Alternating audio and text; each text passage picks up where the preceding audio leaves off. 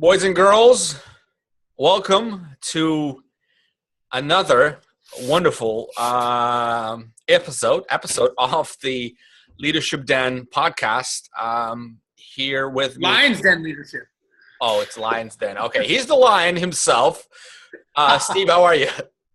I'm good, Alex. How you doing, my man? I'm good. I'm just a pup trying to learn, my friend. Just a pup. So what I'm going to do today for the benefit of everyone here, as well as my own. And again, the purpose of this podcast is for Steve and I. We're founders and CEOs of our respective businesses. And we face challenges every day, just like you do if you own the business and you're tuned into this podcast. And so what him and I are trying to do is, a couple of different methods to inspire ourselves and educate ourselves and just basically have support, right? Founder support, so to speak. It's really not something you can do when you are a leader of a company. Complaining downwards, this is what I learned in Radio Shack, Steve. When I was the store manager at Radio Shack, this was one of the, a key sort of a company policy. So not policies, but something that leadership talked about a lot is like complaining downward is the worst thing you can do. So yeah, very true. Just you and I are going to complain to each other, expose our problems and try to help each other solve them, as well as bring guests to dissect and help them build their businesses. And today we're going to take a little bit of a different approach. I specifically am trying to get a grip on the growth path of the business. And for me, I find that I'm running, Steve, 3 months behind of what our challenge is today. And I don't know if you've been to that position or not. I want to interview you about this, but I find that I see trends on P&L, my unit economics. I have all this documentation that I prep on a monthly basis. And only after about 3 months, I begin to see, customer acquisition cost is creeping up. Or, we're spending more in sales than we should. The profitability is nowhere near where I hoped it. The top line sales is fine, but renewals are not. So, you know what I mean? There's just so many aspects to running a business that I feel like I'm running blind and 3 months behind. And what you and I talked about is the EOS, Entrepreneur Operating System, that you've implemented in your company. And you've been talking a lot about this. And I really wanted to spend some time. And for those of you who are in a position to scale their businesses, I think this will be foundational to help you get an idea of what that looks like, what the success looks like by implementing EOS system, and also how to do it. And then you pick up the book and go from there. So Steve, thank you very much for agreeing to donate your time on this. What's the first thing? Tell me, I really kind of want to structure it pre, during, and post. So pre is like pre-EOS. What challenges your business faced? Then how the implementation process worked. Did you lose team members? Did you lose trust? Was it so difficult? And then now that you have it running, what are some of the things that you're able to control within your business? Okay. There's a lot in here. Sorry. Yeah, go ahead and do your intro. Let me just start from the beginning. You said something in the beginning that I think is important, that I think a lot of us get into our business and create a business because we are operators, and we feel that we can operate better than the person we're working for at some level. And we say, you know what, that guy's a moron. I can do it better. So I'm going to start my own company, and it's going to be XYZ, not ZYX company. And we're going to do the same thing, but it's with my own personal flair, and I'm going to do it. So what happens is we go from operator we go from employee to operator, and then we've got to go to, just like the cash flow quadrant from Rich Dad, Poor Dad, all that. You got to go to business owner. And I think the first thing that we all have to realize, that I've had to realize, is you have to learn a new set of skills when you become a business owner. So the skills that make you a good, whatever it is, operator that you do, that does not mean that you are going to be a good business owner, because a business owner is a leader. A manager manages. So the first thing people have to realize is a leader has people following them. A manager makes them follow. So people don't follow a manager because they want to. They follow a manager because their jobs depend on it. And a lot of people, I think, have the initial challenge of saying, well, I'm the owner of the company, so you have to follow me. And while they may come in and punch the clock, that doesn't mean that they're following you as a leader. So you mentioned one thing earlier where you said you push it down. So, you know that I'm very heavily coached by a business coach, have been since day one, and I'm a firm believer in being coached. And one of the things we've learned from our coach is it's called above the point, below the point. And above the point, below the point is ownership, accountability, and responsibility. Below the point is blame, excuse, and denial. So it's OAR, above, below, it's BAD. So for example, if let's say one of your employee comes in one day and they're late for work and you say, hey, we started 8 o'clock, it's 8:15. And they say, oh, sorry, my bad, traffic got me, I wasn't, I'm sorry. That's blaming, right? That's excuses, right? Instead of saying, you know what, I messed up, I should have left 20 minutes earlier, it's on me, I own that. So the first thing we want to remember is leadership starts and the fish stinks from the head down, we'll say. Meaning, if you are not holding yourself accountable and you're not taking ownership and you're not responsible, when things go right, as well as when they go wrong, it's gonna die right there. It's gonna die on the vine because they're gonna go, well, you don't do it. Why should I? You don't show up on time. You're not prompt for meetings. You go over in meetings, so you don't care about my time. So really, why should I care about yours? So a lot of this starts with the foundation of you understanding that when you become an owner and you are running a business, there is a certain level of responsibilities that you have at this point, and you have to change who you are. So one of the things that I've learned that I live by is there's a formula, and it's called B times do equals have. And you may have seen me, Alex, when I did it at the PM Grow.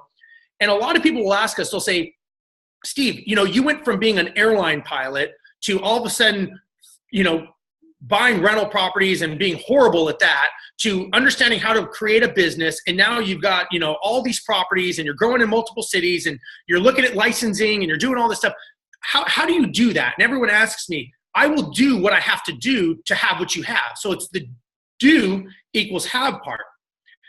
The problem is I think what we all have to realize is owners and entrepreneurs don't fail because we work hard.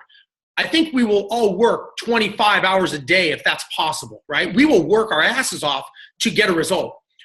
We fail because we don't change the B part. It's B times do equals have. Everybody misses that front part of they having to become someone different. You have to change your mindset to be the leader, to be the owner. Owners eat last, right? Leaders eat last, right? All that acronym, all that stuff you hear. But there's a lot of truth to that. And you being an owner, just saying, I'm an owner and you have to follow me, they don't. And what happens is that starts with the leadership with or lack thereof and not becoming a new person of that leader. It cascades from there. So it's almost like you're starting, all of this is building the foundation of the company that you want to have. It's like people will say like, man, you guys have great employees. Like Steve, people that come to our office and they're like, man, you guys have great culture and you got great employees. How do you guys find so many employees? Let's be real. We don't have an employee ferry that drops these people into our office and says, you're going to get all these great employees. Great employees are made and bred, right? You create good employees by having a great leadership and having great training and having great vision and culture. It's not one thing. It's a lot of things that we do. And it's the lot of things that we do that create the great culture, which create the great employees. When they're referring friends and family and they come and work for us, that tells us we have a good culture. If we just said, hey, we're the owners, you need to go get a cousin and tell your cousin to come work for us, they're going to be like, go pound sand. I don't need to do that. So I think kind of a long way around what you said, I think the biggest challenge owners have is they don't become leaders themselves. They become managers and they put leader over that title and say, I am now a leader. But the reality is they're not being leaders, they're being managers, and they're bullying people and pushing people to do what they want. And people are not following them because they want to, they're following them because they're told to. Fear factor. So I think that's the beginning of this. So I think that's a really great introduction to where we're gonna go next. But I have a couple of questions. I want to unpack some things here. How does one go through that transition? And especially, I'm speaking on behalf of companies who maybe have done, let's say I've been a property management business owner for the last 7 years, Steve. I've grown organically. I have some referrals. I do some marketing. But now I want to take it to the next level. Do I show up as a different person tomorrow? How do I, like, as a leader, as a manager in the past who's used to micromanaging? Let's say I have a small team. I have 6 people. One of them is my wife. I know them all. They operate well. Everybody knows what they're doing. I don't want to rock the ship.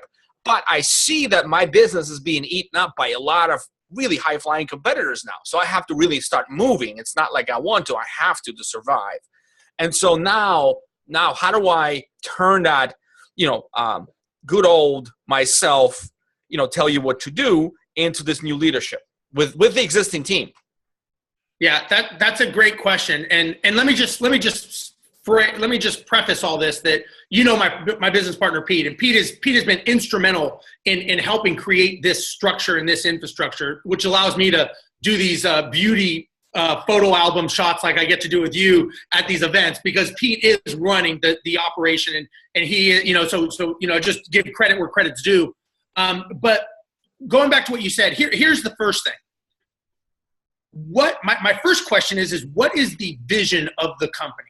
So the vision is what inspires people to come to work. So let's just start with that. Now, you get the people you deserve.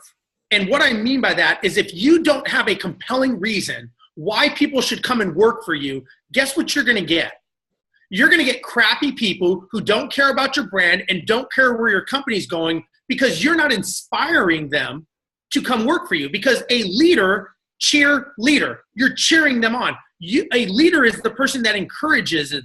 So if you don't have a vision to say, hey, this is where we are, that's where we're going, that's the goal. We're all going to Disneyland together, and we're going to do this together, and it's going to be this, and this is what you're going to do. That inspires people to want to come work for you. So the first thing I think you need to do is you need to create the vision of where this whole thing is going.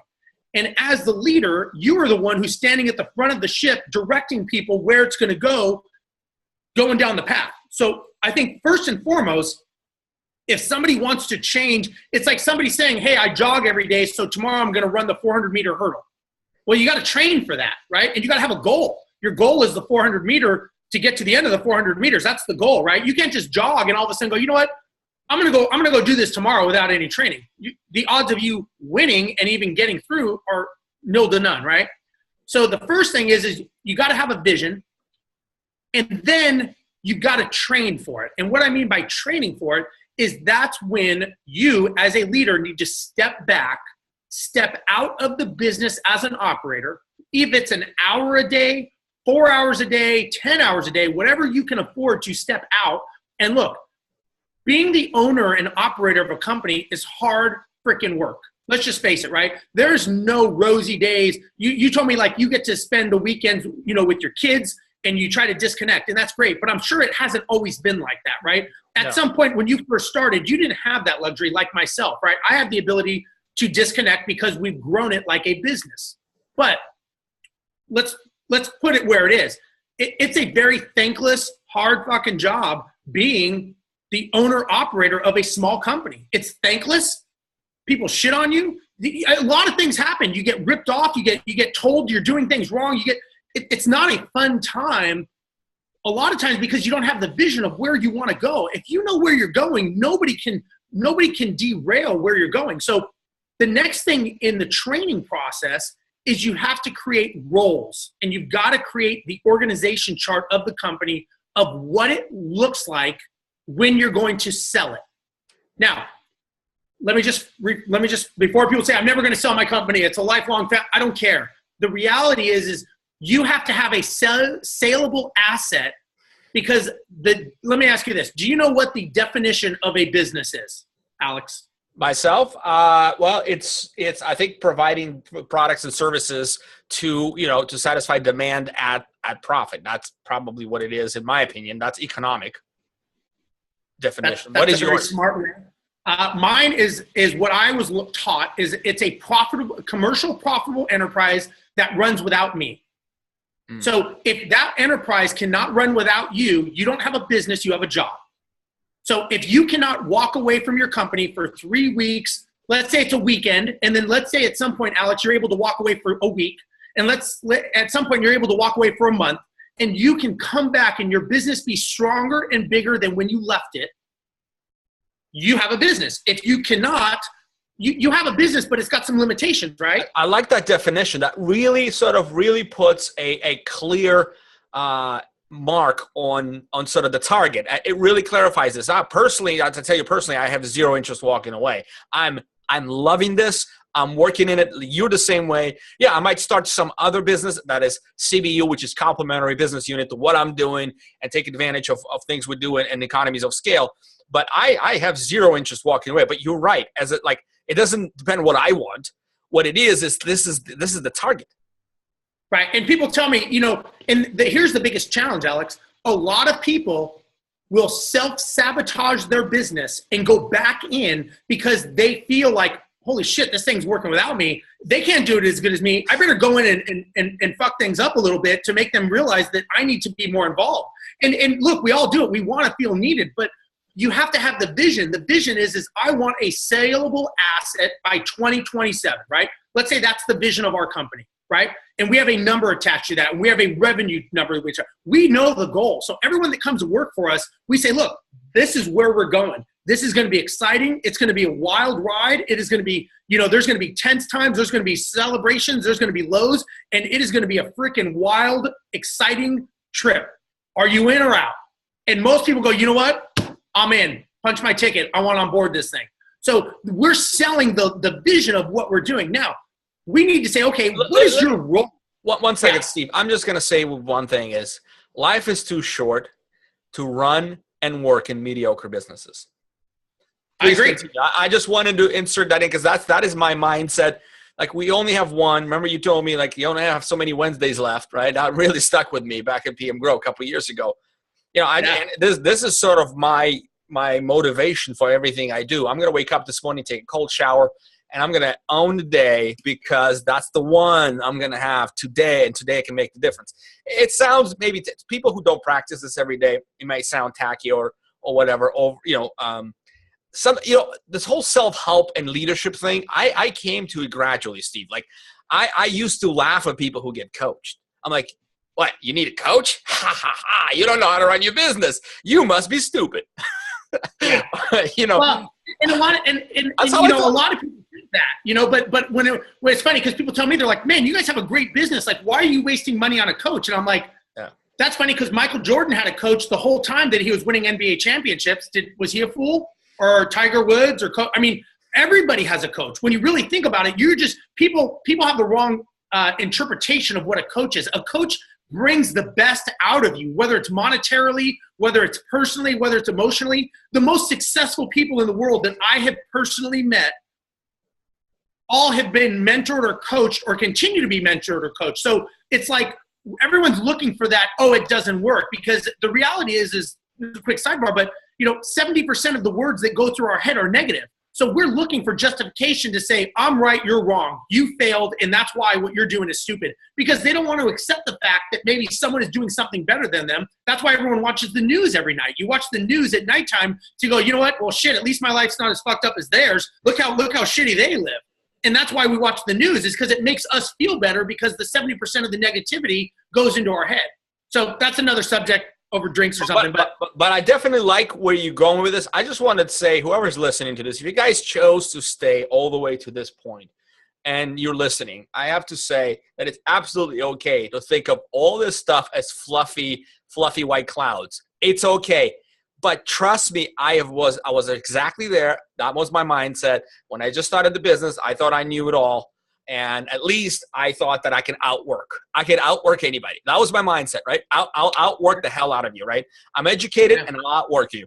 And at the end of the day, that is pretty far from the truth. Because if I did that, Steve and I would probably not be talking here, and I'd be running tiny little marketing consultancy with me and my wife, doing some gigs here and there, and making ends meet. So there you have it. Well, and here's the thing.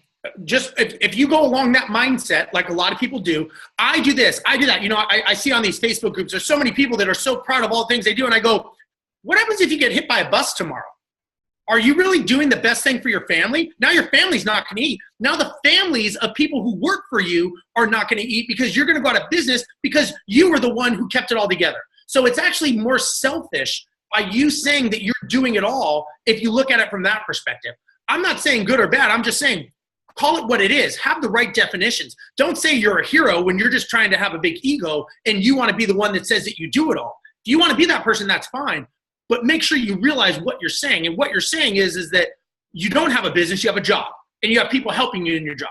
So what I would tell people is if you want to start unpacking this thing, the first thing you got to do is you got to create 2 organization charts.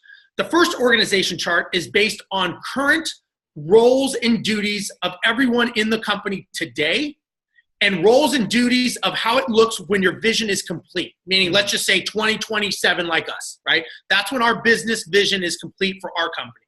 So right now here's the biggest challenge people have with doing org charts is they put names to the org charts. You never put a name to an organization chart. You put a role. You hire on the role, not on the name. And a lot of people say, well, John doesn't really talk to people really good. He's kind of an asshole. So even though that's what that role does, it doesn't really do that. And that's where you start making mistakes in your company is you start bending the roles for the person. And that's what happens when you have a company, like you said, when you're starting, you're going, okay, guys, we're going to grow this. Here's the vision. You go, yeah, but Larry, he's kind of a prick when he talks to owners, and I don't want him doing that. So we're not going to have him talk to owners. We're going to move that around. The better question you should ask yourself is, okay, what kind of coaching and training can I get Larry so that he can become better at his skill for the role? And maybe, just maybe, Larry's in the wrong seat on the bus. And maybe you move Larry to, maybe you move him to supply and not customer sales if he's bad at dealing with customers. And those are some things you have to look at. Now, once you have all of the roles in your company, you've got the basic 5, right? You have sales, you have marketing, you have operations, you have finance, and you have IT, HR, whatever you want to call it, right? So you got 5 things, right? The biggest challenge, the biggest mistake, what I have learned, and I would agree, and I don't know what your thoughts are, is they first think that sales and marketing is one role. And they think sales and marketing. These are 2 different roles, 2 different departments, and they're 2 different personality types. If you have someone who's good in sales, they're probably going to be real crappy at marketing. Because marketing, and Alex, tell me if I'm wrong, but I have always learned marketing is math. Marketing is numbers. Absolutely. Marketing is data. 100%. I'm glad you're saying that. That's absolutely 100% what it is. That's what it is. It's a numbers game played with a lot of creativity and a lot of discovery. But at the end of the day, if you're not tracking your KPIs, if you're not tracking ROI, it's all just wishful thinking. One caveat, though, let me add one thing. This is the challenge I've always had in my organization. We're big on sales and marketing, right? And we operationalized it a long time ago we've been around for about 7.5 years.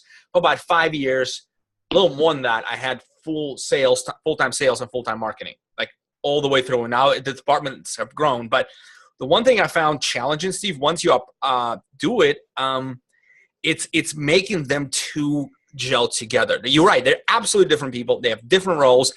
Typically, though, marketing is angry at sales and sales is angry at marketing. Is that right? And everyone's angry at operations. Right. Well, because But so make those 2 work together is great. But you're right. They're absolutely 2 different people, and they carry different responsibilities within the organization. And what we have learned is sales and marketing really has the same goal. It's your job as a leader to let them understand that they are working on the same role. So, for example, I'll give you an example. Very simply, my interpretation is marketing makes the phone ring, sales answers the phone. So if at the end of the day, we say, hey, we're not getting enough. Let's say we say we want 20 new properties a month. Let's just throw that number. We want 20 new properties a month. And we go, man, we're only getting 15 properties a month. How do we know if it's a sales problem or a marketing problem? The only way you know that is by testing and measuring. We go, well, sales says I'm not getting enough leads. Well, okay, well, how many leads are you getting? I'm getting 30. Okay, so you're getting 30. How many are you closing? I'm closing 15. Okay, you have a 50% conversion rate. Is that what we want? And this goes back to KPIs. 50% is acceptable. Okay, now we have a marketing problem. We don't have a sales conversion problem. We go to marketing and say, hey, how do we get more inbounds so that sales can close more doors? Because marketing can't say sales is screwing up. It's not me. We go, no. These are the numbers. The numbers dictate that we need either better leads or more leads. More of them, or both. Or both. We don't know unless you test and measure. So you know us, we're fanatical with our numbers. Every Monday morning, our marketing and sales department has given us our spreadsheet. We've got huge spreadsheets of all the data and all the numbers, because that's the only way we know what's working, what's not working. Because, when you're growing, and look, when you're threading the needle on profit and you're trying to make things work, you're trying to make sure that every dollar is being used to its maximum capacity. You don't just throw $25,000 out there a month and go, hey, I wonder if this is going to work or not. I really hope it works, right? That's not being fiduciary responsible with your money, or your board of directors' money, or your family's money, or your team's money. Because if all of a sudden you have a couple bad months and you don't close any doors and you just blew through $100,000 in marketing, all of a sudden you start shutting doors. Were you a good steward of your money? And did you actually do a good job for the rest of the employees? So that's another, we can talk about KPIs in a little bit, but I know we're kind of going down this path. But I think I think you're right. I think that's the next phase. I think you've answered my question very eloquently and very well as to the EOS Entrepreneur Operating System, the scorecard methodology will not help a business that is rudderless, that is without tight leadership, vision, and people bought into that vision. Is that accurate to say? That is completely accurate. It is only as good as the people that are in the group. So let's start with that, because that is a huge, unpacking this EOS was huge. And Pete was actually the one that initially was pushing it, and I'm thinking, oh fuck, here we go, another meeting, another 2-day offsite meeting. He made so the first thing we had to do is we had to determine the leadership team. And the leadership team is basically people that are leaders in the company that we feel are basically going to go above and beyond. They're not doing this for the money. They see the vision. Now, look, we have a lot of people that see the vision and they believe in the company and they want everything that we do and they get it. But we have to go, okay, who is best suited for this? So we took kind of the department heads of all of our companies. So just to give you an idea, we have somebody from accounting, finance that is in the leadership team. Pete, myself, obviously. We have the sales manager. We have the marketing manager. We have in charge of realty and operations. So we have 7 people in our leadership team, okay? And I think we talked about this weekend, I think we employ about 23, 25 people. Yeah, we're very similar. US. We're very similar to that. Yeah, stateside, right? Not counting VAs. Not counting our virtual assistants, that's another 20, but yeah. So we're just talking about that. Now, we say, okay, let's make sure that all these people really want to do what we're telling them to do, because this is a very, very specific and dedicated thing, and we need to make sure that everyone knows what their role is going to be. But who do you think needs to know their roles first and foremost of that group? The people themselves, right? No. They need to know what to do. Let's take a step back. Remember what I said earlier. Who's the first people that are in charge of this whole freaking thing? Well, the founder. So Pete and I need to know our roles. So every successful team out there that probably in history has what's called a visionary and an integrator, okay? The integrator is the guy who's basically in the back. He's running operations. He's taking care of things. He's getting the teams going. He's dealing with KPIs. They call it LMA, leading, managing, accountability. He's taking care of systems. He's dealing with internal structures, things that are broken. That's his role, right? He's in the nuts and bolts. He's under the hood, right? He's working on things. That's the integrator in the company. And that's what Pete is. Then you have me. I'm the visionary. I'm the one who's out there thinking forward, doing all these things that's kind of inspiring the company. I'm the face of the company. I'm the cheerleader. I'm the one that, everybody comes to me and they talk to me about stuff because they go, I don't want to talk to the integrator because he'll say no. I'll talk to the visionary because he'll probably say yes if we say it nice enough to him, right? Because he's more likable, let's say. So the first thing you got to do is you have to establish who in your company is a visionary and who is an integrator. Every single successful company, whether it was McDonald's, whether it was IBM, doesn't matter. Every successful company had a visionary and integrator, if you think about it. So if you don't have those 2 people, you need to get one of those people, or you need to hire, that you probably have one internally in your company right now. Doesn't mean you need to give them a piece of your company, but you need to have someone who is that integrator or is that visionary, because it's like a yin and yang. You cannot succeed. I firmly believe you cannot succeed without both of these to move forward. So let me ask you, Alex, do you have a visionary and integrator internally? Yes. There you go. It's a short answer. Can you imagine one of you not being a part? You may argue. Huh? No. I said just yes. That's my simple answer. Yeah. And you probably would not be as successful if you did not have both of those components. It's like positive and negative, right? You got to have them. So the first thing I think people need to realize is they need to figure out who is the visionary and who is the integrator. Normally, it's pretty clear. It's pretty blatant who is who, right? I mean, any company knows, like, that's so-and-so, that's so-and-so. Now, when you're creating your org chart, the visionary sits on top of the integrator, because every department reports to the integrator. You don't want any end arounds of people going to the visionary and bypassing the integrator, and vice versa.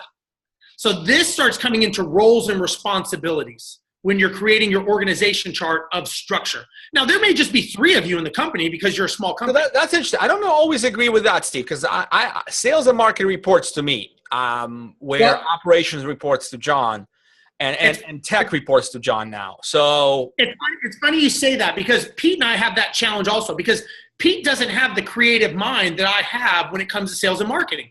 There's things that I can look at and be like, well, yeah, of course we do that.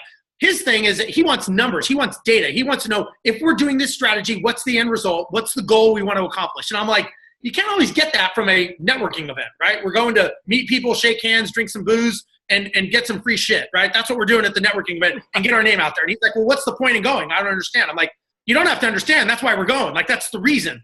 So you're absolutely right. But what we do, the way we handle that is, every week we have a sales update meeting, and we actually have a VTO, which we'll talk about later in this leadership. We have a sales and marketing VTO, and we both sit in that meeting. Pete and I both sit in the meeting, so that Pete is asking the pointed KPI questions, and I am asking the visionary, hey, what about this marketing idea? Why don't we try this Facebook ad? Why don't we do this? Why don't we do that? So we're both kind of hitting from both cylinders. But I never override what Pete says, because Pete is the CEO and Pete is the integrator, and you can never override what Pete says in the meeting. Now, he and I may have differences after the meeting, but it's so important that in the meeting, the integrator is the one who has final say.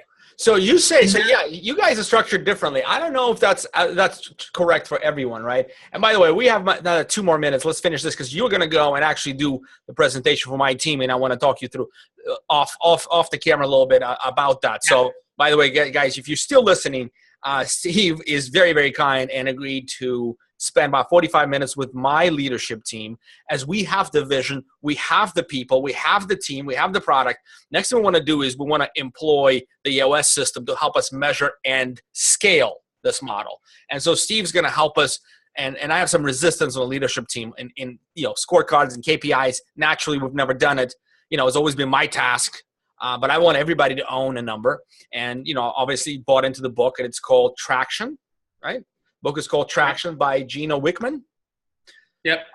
And so Steve's going to talk to my team, so I appreciate his time on that. And but to close this out, I have to say that we operate a little bit differently, and I think there's an allowance for that difference. It's not because I'm the CEO of the company. I'm more sales and marketing and vision focused, where the COO and CTO, in fact, I have 2 integrators now.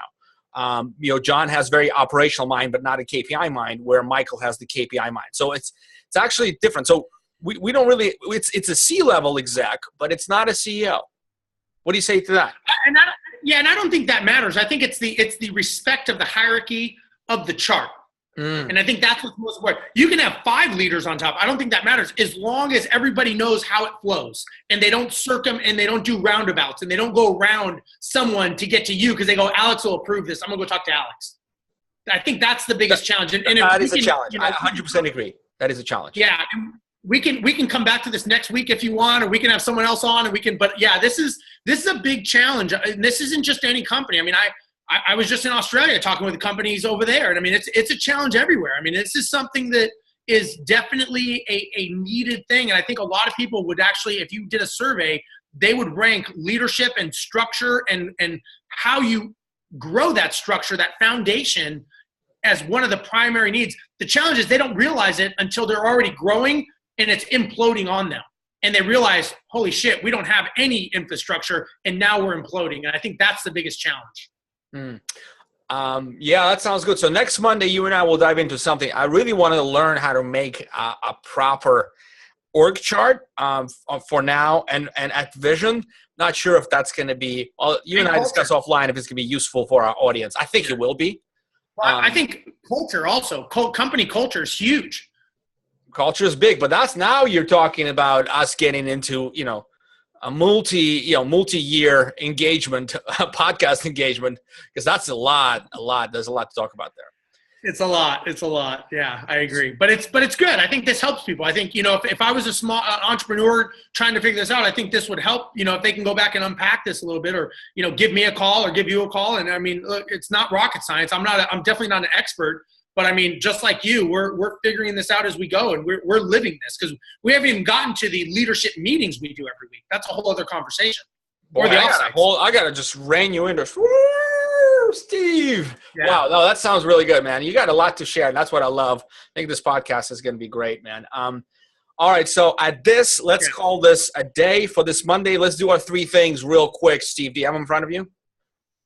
So every week, while Steve is looking, every week we basically set ourselves on a path to achieve 3 larger level items or to-dos for our business, and we kind of keep each other honest on this. And so you want to go with your 3 things that you set out to do last week, or should I start? I think I threw my paper away, to be honest with you, but I could. Go ahead and go. You went so far as emailing me last Sunday about your 3 things. I know. I you know what? It's on me. I own that. That's on me. I like that. I like that response. So for me, it was I had to finalize contracts for my guaranteed plans. I did that, sent that to attorney for the final review. Finalized 4 featured speakers. Did not do that. Had to pop it out on this week for the PM Grow. I wanted to deploy first iteration of leadership teams scorecards, which is the EOS system, which is the second step.